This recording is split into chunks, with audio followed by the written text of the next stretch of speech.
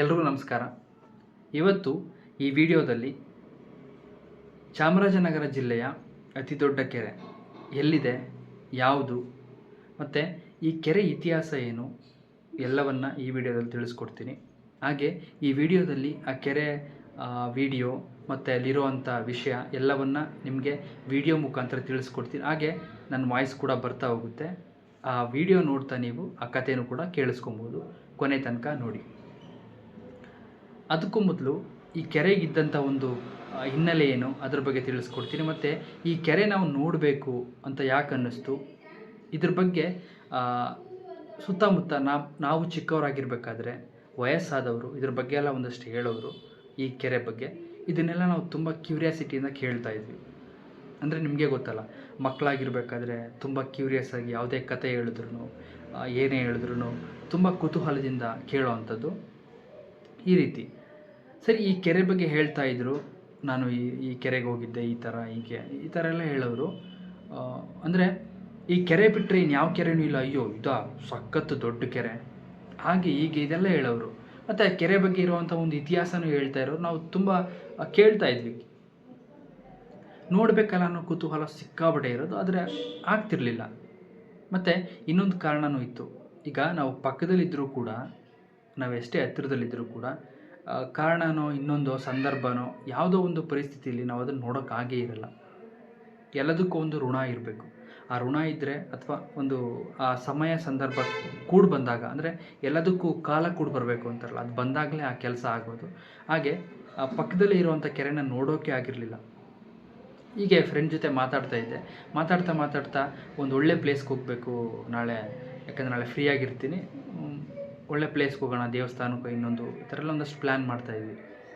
ಆಮೇಲೆ ನನ್ನ ಫ್ರೆಂಡ್ ಹೇಳ್ದ, ಅರೆ ಒಳ್ಳೆ ಪ್ಲೇಸಾ, ಯೋಚನೆ ಮಾಡಿಬಿಟ್ಟು ಹಿರೀಕೆರೆಗೆ ಹೋದರೆ ಹೇಗೆ ಅಂದ. ಯಾವುದು ಹಿರೀಕೆರೆನಾ? ಹಾಂ ಓಕೆ ಫ್ಲ್ಯಾಶ್ ಆಯಿತು. ಸುಮಾರು ವರ್ಷಗಳ ಹಿಂದೆ ಕೇಳಿರುವಂಥ ಕಥೆ ಎಲ್ಲ ವಾಪಸ್ ಬಂದಂಗೆ ಆಯಿತು. ಹೌದಲ್ವಾ, ಹಿರೀಕೆರೆ ಕರೆಕ್ಟು, ಅವಾಗೆಲ್ಲ ಕೇಳ್ತಾ ಇದ್ವಲ್ಲ, ನಾನು ತುಂಬ ಸರಿ ಕೇಳಿದ್ನಲ್ಲಿ ನೋಡಬೇಕು, ಹೌದು ಎಲ್ಲಿದೆ ಏನು, ಸಾಕಷ್ಟು ಪ್ರಶ್ನೆ. ಸರಿ ಆರಾಮಾಗಿರಪ್ಪ, ನಾಳೆ ಹೋಗೋಣ ಅಂತ. ಸರಿ, ಹಿರೀಕೆರೆ ನೋಡ್ಬೇಕು, ಫಸ್ಟು ಬೆಳಿಗ್ಗೆ ಎದ್ದ ತಕ್ಷಣ ಫಸ್ಟು ಹೋಗ್ಬೇಕು. ಓಕೆ, ನೋಡಬೇಕು, ಕ್ಯೂರಿಯಾಸಿಟಿ ಜಾಸ್ತಿ. ಕೊನೆಗೂ ಹೋದ್ವಿ, ಹಿರೀಕೆರೆಗೆ ಹೋದ್ವಿ, ನೋಡಿದ್ವಿ. ತುಂಬ ಅದ್ಭುತವಾಗಿತ್ತು ಕೆರೆ. ಅಲ್ಲಿ ಫೋಟೋ ತೊಗೊಂಡ್ವಿ. ಮತ್ತು ಈ ಕೆರೆಗೆ ಸಾಕಷ್ಟು ಹಿನ್ನೆಲೆ ಇದೆ, ಇದಕ್ಕೆ ಸಾಕಷ್ಟು ಕಥೆಗಳಿದೆ. ಅದನ್ನು ನಾನು ಹೇಳ್ತಾ ಹೋಗ್ತೀನಿ ನಿಮಗೆ. ಹಾಗೆ ವಿಡಿಯೋ ಕೂಡ ಬರ್ತಾ ಹೋಗುತ್ತೆ ನೋಡಿ. ನಮ್ಮ ಚಾಮರಾಜನಗರ ಜಿಲ್ಲೆಯ ಅತಿ ದೊಡ್ಡ ಕೆರೆ ಅಂದರೆ ಹಿರೀಕೆರೆ. ಹಿರೀಕೆರೆಗೆ ಹಿರಿಯವ್ವನ ಕೆರೆ ಅಂತ ಕರೀತಾರೆ. ಇದಕ್ಕೊಂದು ಕತೆ ಇದೆ, ಹೇಳ್ತಾ ಹೋಗ್ತೀನಿ, ಕೇಳಿಸ್ಕೊಳ್ಳಿ. ಹೀಗೆ ಸುಮಾರು ವರ್ಷಗಳ ಹಿಂದೆ, ಅಂದರೆ ಒಂದು 500-600 ವರ್ಷಗಳ ಹಿಂದೆ, ಅಕ್ಕ ತಂಗಿ ಇಬ್ಬರು, ಹಿರಿಯವ್ವ ಹಾಗೂ ಕಿರಿಯವ್ವ. ಈ ಹಿರಿಯವ್ವ ಹಾಗೂ ಕಿರಿಯವ್ವ ಇಬ್ಬರು ಕೂಡ ಅಕ್ಕ ತಂಗಿರು. ಇವರು ಯಾರ ಮಕ್ಕಳು ಏನು ಅನ್ನೋ ಹಿನ್ನೆಲೆ ಯಾವುದೂ ಇಲ್ಲ. ಇವರಿಬ್ಬರು ಅಕ್ಕ ತಂಗಿರು. ಯಾಕಂದರೆ ನಮ್ಮ ಭಾಗದಲ್ಲಿ ಗೊತ್ತಿರೋ ವಿಷಯನೇ ಇಷ್ಟು, ಇವರಿಬ್ಬರು ಅಕ್ಕ ತಂಗಿರಿದ್ದರು. ಇವರು ಅಲ್ಲಿ ವಾಸವಾಗಿದ್ದರು. ಇವರು ಈ ಕೆರೆನ ಕಟ್ಟಿದ್ರು. ಹಿರಿಯವ್ವ ಹಾಗೂ ಕಿರಿಯವ್ವ ಈ ಕೆರೆನ ಕಟ್ಟಿದ್ರು. ಅಂದರೆ ಹಿರಿಯವ್ವ ಹಿರೀಕೆರೆನ ಕಟ್ಟಿದ್ರು, ಕಿರಿಯವ್ವ ಇನ್ನೊಂದು ಕೆರೆನ ಕಟ್ಟಿದ್ರು. ಇವರಿಬ್ಬರು ಕೂಡ ಕೆರೆನ ಕಟ್ಟಿದ್ರು ಅಂತ ಹೇಳ್ತಾರೆ. ಇವರು ಅಕ್ಕ ತಂಗಿರು ಹೀಗೆ ಅಲ್ಲಿ ವಾಸವಾಗಿರ್ತಾರೆ. ಒಂದು ದಿನ ಏನಾಗುತ್ತೆ, ಈ ಕಿರಿಯವ್ವ ಒಂದು ಹೊರಳು ಕಲ್ಲು ಬರುತ್ತಲ್ಲ ದೊಡ್ಡದು, ಆ ಹೊರಳು ಕಲ್ಲಲ್ಲಿ ಯಾವುದೋ ಒಂದು ಆಹಾರನೇನೋ ಪದಾರ್ಥನ ರುಬ್ತಾ ಇರ್ತಾರೆ. ಅದನ್ನು ಆಡಿಸೋದು ಅಂತೀವಿ, ಈ ಸಂಪಣನೋ ಏನೋ ಮಾಡ್ತಾ ಇರ್ತಾರೆ. ಈ ಹಿರಿಯವ್ವ ಆಗ್ತಾನೆ ಬರ್ತಾರೆ. ಅವ್ರು ಬಂದಾಗ ತಂಗಿ ಹೇಳ್ತಾಳೆ, ಅಕ್ಕ ನಿನ್ನ ಕೆರೆ ಕಿತ್ತೋಗ್ತಾ ಇದೆ ನೋಡು ಅಂತ. ಅಯ್ಯೋ, ನಾನು ಕಟ್ಟಿರೋ ಕೆರೆ ಕಿತ್ತೋಗ್ತಾ ಇದೆಯಲ್ಲ ಅಂತ ಓಡೋಗಿ ತನ್ನ ಸೆರಗನ್ನು ಅಡ್ಡ ಕೊಡ್ತಾರೆ. ತನ್ನ ಸೆರಗನ್ನು ಒಡ್ಡಿ ಅಡ್ಡ ಇಟ್ಟು ಈ ಕೆರೆ ಕಿತ್ತೋಗಿ ಹರಿದು ಬೇರೆ ಕಡೆ ಹೋಗ್ತಾ ಇರುತ್ತೆ ನೀರೆಲ್ಲ, ಅದನ್ನು ತಡಿತಾರೆ ಈ ಹಿರಿಯವ್ವ. ಹಾಗಾಗಿ ಇದಕ್ಕೆ ಹಿರೀಕೆರೆ ಅಂತ ಹೆಸರು.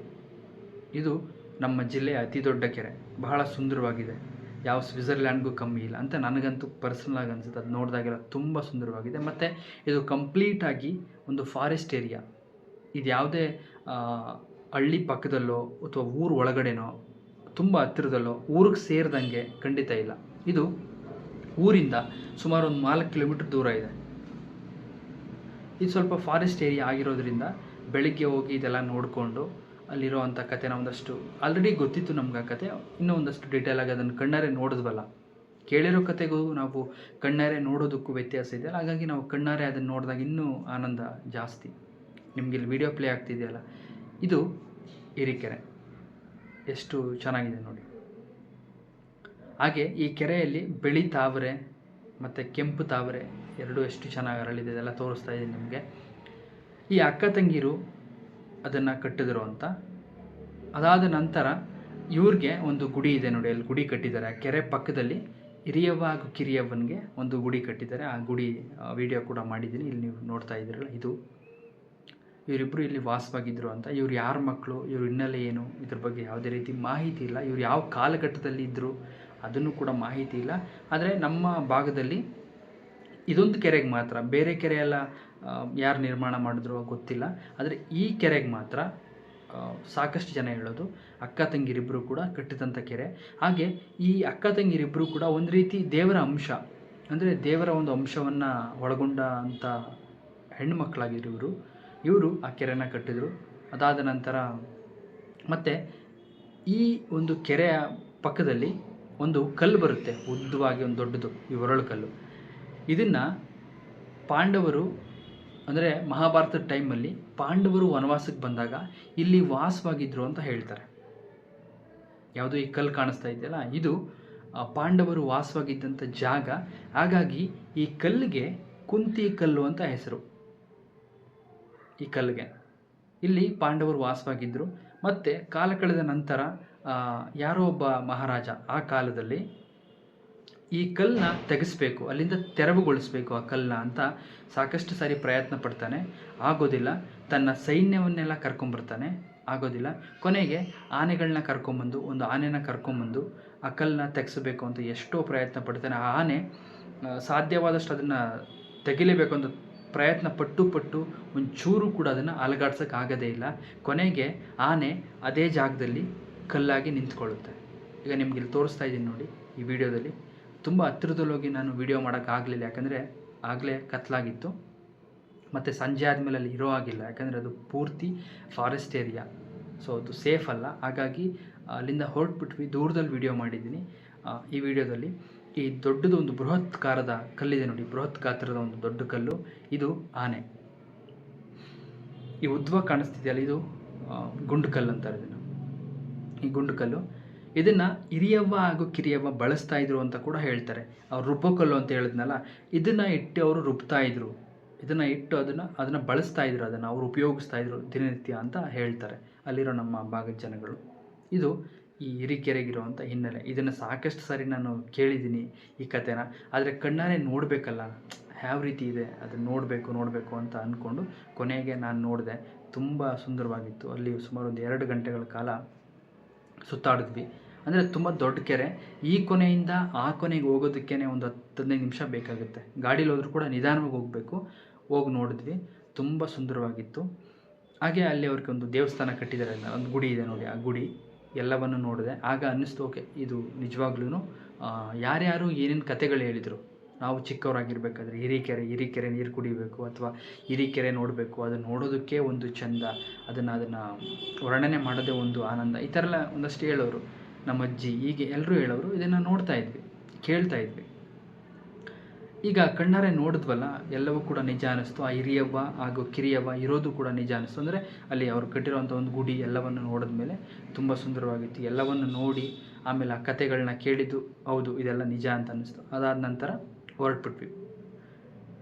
ಇದು ಹಿರಿಯವ್ವ ಹಾಗೂ ಕಿರಿಯವ್ವನ ಕತೆ. ಈ ಹಿರೀಕೆರೆಗೆ ಇದು ನಮ್ಮ ಜಿಲ್ಲೆಯಲ್ಲೇ ಅತಿ ದೊಡ್ಡ ಕೆರೆ. ಇನ್ನೂ ಸಾಕಷ್ಟು ಬೇರೆ ಬೇರೆ ಕೆರೆ ಇದೆ ಅಂತ ನಾನು ಕೇಳ್ಪಟ್ಟಿದ್ದೀನಿ. ಆದರೆ ಎಲ್ರಿಗೂ ಗೊತ್ತಿರೋ ಪ್ರಕಾರ, ಒಂದಷ್ಟು ಜನಕ್ಕೆ ಗೊತ್ತಿರೋ ಪ್ರಕಾರ ಇದು ನಮ್ಮ ಚಾಮರಾಜನಗರದ ಅತಿ ದೊಡ್ಡ ಕೆರೆ. ಮತ್ತು ನೋಡೋದಕ್ಕೂ ಕೂಡ ತುಂಬ ಸುಂದರವಾಗಿದೆ. ನೋಡ್ತಾ ಇದ್ದರೆ ಅದನ್ನು ಬಿಟ್ಟು ಬರೋಕ್ಕೆ ಮನಸ್ಸಾಗಲ್ಲ, ಅಷ್ಟು ಸುಂದರವಾಗಿದೆ. ನನಗೆ ಅದೇ ಅನ್ನಿಸ್ತು ಅಲ್ಲಿ ನೋಡಿದಾಗ, ಅದು ಒಂಥರ ಸ್ವಿಟ್ಜರ್ಲ್ಯಾಂಡು ಎಲ್ಲದಕ್ಕಿಂತ. ಅರೆ, ನಮ್ಮ ಚಾಮರಾಜನಗರದಲ್ಲಿ ಏನು ಕಮ್ಮಿ ಆಗಿದೆ? ನಾವು ಸ್ವಿಟ್ಜರ್ಲ್ಯಾಂಡು ಇನ್ನೊಂದೇನೋ ಹೋಲಿಸ್ತೀವಿ, ತಪ್ಪೇನಿಲ್ಲ, ಅದು ಅವ್ರಿಗದು ನಿಜವಾಗ್ಲೂ ಅದ್ಭುತ.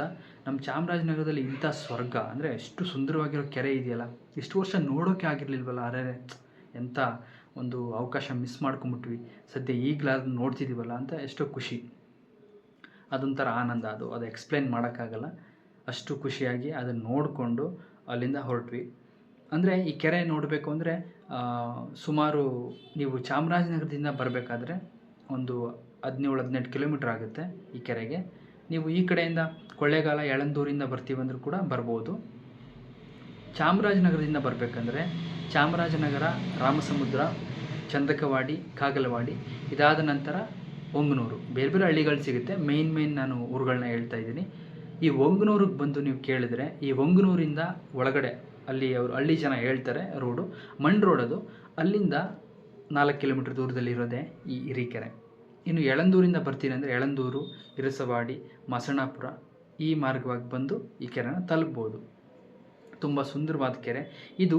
ನಾವು ಚಿಕ್ಕವರಾಗಿರ್ಬೇಕಾದ್ರೆ ಕೇಳಿದಂಥ ಕತೆ ಇದು, ಹಿರೀಕೆರೆಯ ಒಂದು ಕತೆ. ಮತ್ತೆ ಸಿಗೋಣ ಮುಂದಿನ ವಿಡಿಯೋದಲ್ಲಿ. ನಮಸ್ಕಾರ.